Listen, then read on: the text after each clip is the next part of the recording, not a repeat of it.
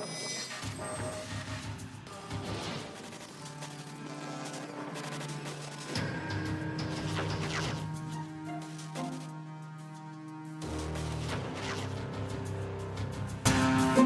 YouTube, Mr. Beta here, back with another video.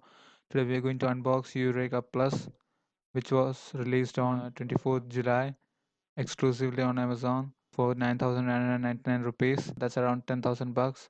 We had a flash sale on 24th and 30th, and today 6th August. I received the packaging on 3rd August, and it was before time. Packaging wasn't that good, but still there was no problem with the actual box, so no issues. So the box is pretty much same like the older Eureka. Nothing has changed. Box is made of recycled cardboard, and they claim that phone is more sturdier than before, and they have bumped the resolution and pixels to high numbers.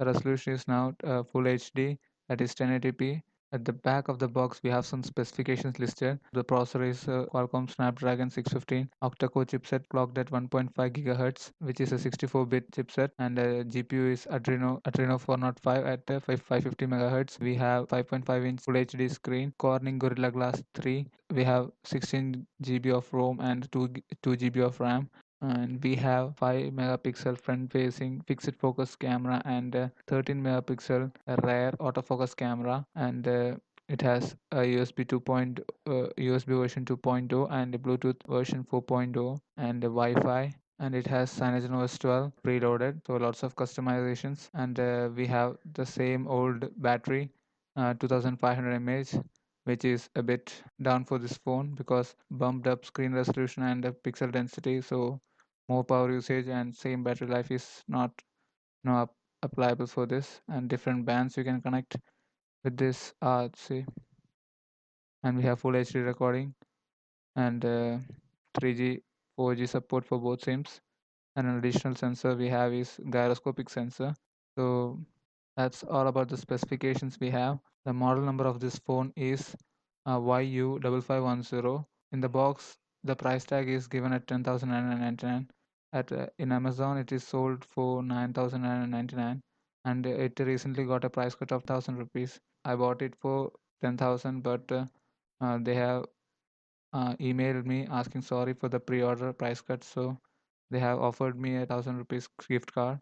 That's awesome. That's about the price, and let's get inside the box. So as you see, I have already unboxed the phone. This is the phone. It looks nice. It's lightweight and it's really big. 5.5 inches, a big screen.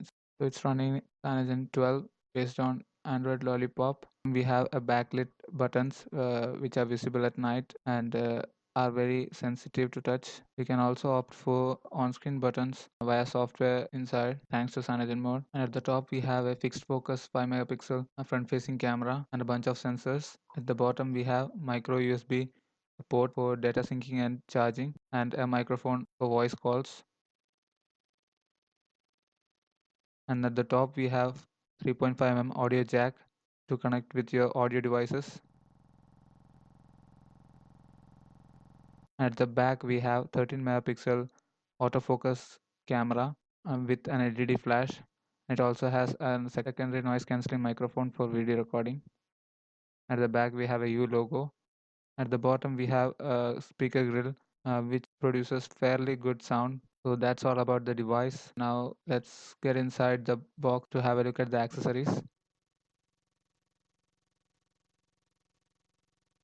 Inside the box we have a user manual, and it says screen resolution updated to full HD. That's the main feature of this phone. And we have warranty card and some paperwork saying SR information and invoice from Amazon. And the accessories we got with this in this box are a charging adapter which supports Quick Charge 2.0, and it has a LED notification light which when plugged in glows red. It has a U branding on it. It's a pretty standard one, and it really charges the phone fast.